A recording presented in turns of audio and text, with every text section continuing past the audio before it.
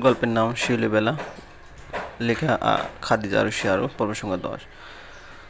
অনেক ভাবনা চিন্তার পর পিটি ঊষা সিদ্ধান্ত নিয়েছিল অরিত্রীর সঙ্গে সরাসরি কথা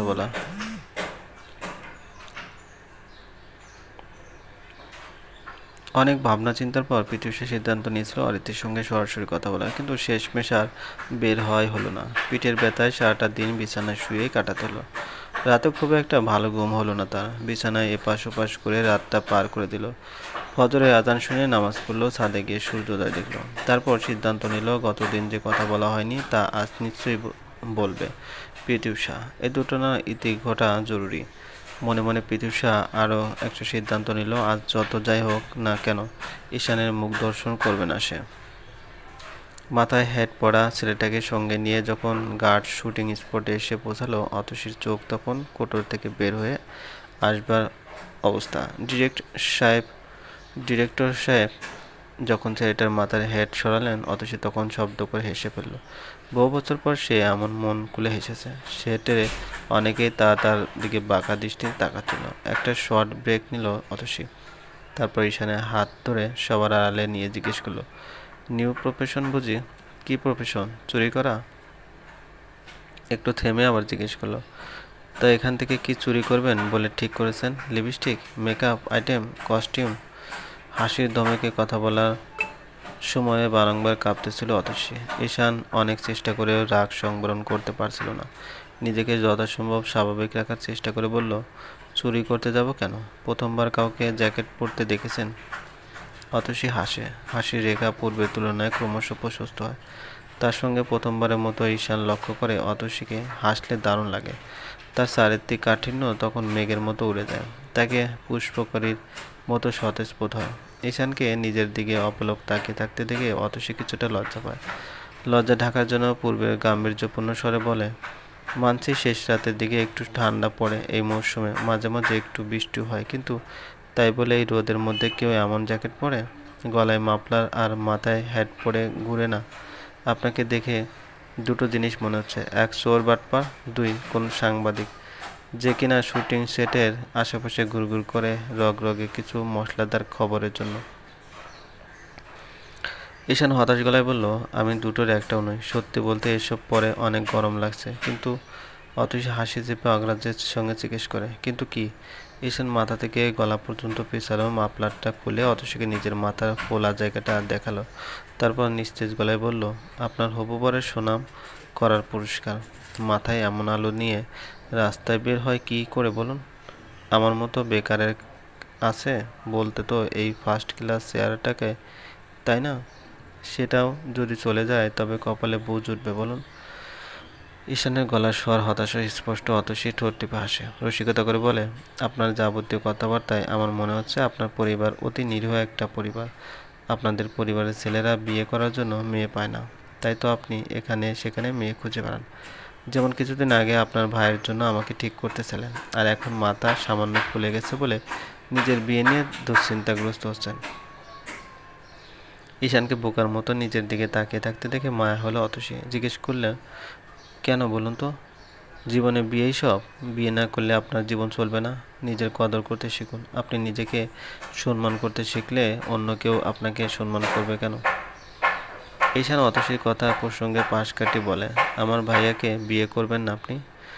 সেদিন যে বললাম, কিছু তো জানালেন না। অতসী বেশ বিরক্ত হয়। বিরক্তি চেপে স্বাভাবিক স্বরে বলে, শুনুন জনাব, আপনার ভাইয়ের প্রতি আমার বিন্দু পরিমাণ আগ্রহ নেই। আমার যত আগ্রহ সব আপনার উপর। তবে বিয়ে করার মতো আগ্রহ এখন অবধি জন্মায়নি। ভবিষ্যতের কথা বলতে পারছি না। ভবিষ্যতে এই সেক্টরে আগ্রহ জন্মাতেও পারে। যাই হোক, আমার ব্রেক শেষ, আমি আসছি। যাবার জন্য সামনে পা বাড়ায় অতসী। যেতে যেতে পিছন ফিরে তাকায়, মুচকে এসে বলে, একটা জরুরি কথা। এসব ফালতু জিনিস দ্রুত খুলুন তো। একেবারে সার্কাসের জোগাড় মনে হচ্ছে। আপনি এমনিতে যথেষ্ট সুদর্শন। অতসীর প্রশংসায় ঈশানের মনে প্রফুল্লতা ফিরে এলো। গা থেকে জ্যাকেট খুলে হাতে নিল, মাফলার সুন্দর করে গলায় পেঁচালো, হেডটা উঁচু করে রেয়ে গুনগুন করে গান দোলো।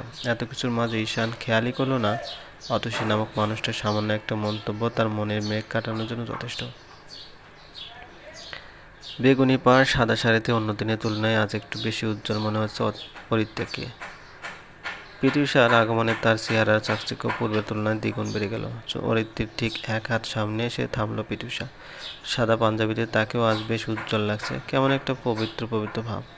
পিতৃষা মুচকে হেসে শান্তস্বরে বলল, আপনাকে আমার অনেক কিছু জানানোর আছে অতসী, দয়া করে আপনি আজকের পুরোটা সময় আমাকে দিবেন। অরিত্রি বেশ কিছুদিন ধরে চাইছিল পিতৃষাকে একান্তে সবটা খুলে বলতে। যেহেতু সুযোগটা আপনি চলে এলো, তাই আর হাতছাড়া করলো না। সম্মতি জানাতে বলল, এদিকটায় বাচ্চারা খেলা করছে, আশ্রমের পিছনে একটা পুকুর আছে, পুকুর পাড়ে লোক সমাগম কম, সেখানে গিয়ে বসা যায়। অরিত্রি সম্মতি পেয়ে আর অপেক্ষা করলো না পিতৃষা, মুচকে এসে হাঁটতে শুরু করলো। তার পাশাপাশি হাঁটছে অরিত্রি। মন চাইছে 2 ইঞ্চি দূরত্ব গুছিয়ে অরিত্রির হাতটা নিজের হাতের মুঠোয় নিয়ে নিতে, কিন্তু অরিত্রির মনোভাব নিশ্চিত না হয়ে ওই অদ্ভুত প্রদর্শনের কোনো মানে হয় না। তাই মনের ইচ্ছাকে মনে চাপা দিল পিতৃষা। পুকুর পাড়ে বসে বসে পানিতে ঢিল ছুঁড়ছে অরিত্রি। তার বা পিতৃষা কারো মুখে কোনো কথা নেই, অথচ দুজনেরই বলার আছে অনেক কথা। পিতৃষাই প্রথম কথা শুরু করলো। পকেট থেকে এক মুঠো শুকনো শিউলি ফুল অরিত্রির মুখের সামনে তুলে ধরে বলল, কিছু মনে পড়ে অতসী?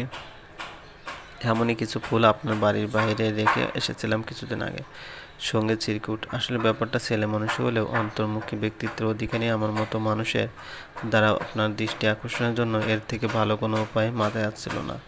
আমার আচরণে আপনি বিরক্ত বোধ করে থাকলে দুঃখিত। মুহূর্তে অরিত্রির বুকটা ধক করে উঠল। যা কথা গুছিয়ে রেখেছিল সব গুলিয়ে গেল। কাজের ব্যস্ততায় সে বেনামে চিরকুটদাতাকে ভুলে গিয়েছিল। পিতৃষাই যে সে ব্যক্তি, এ ব্যাপারে তার বিন্দুমাত্র সন্দেহ হয়নি।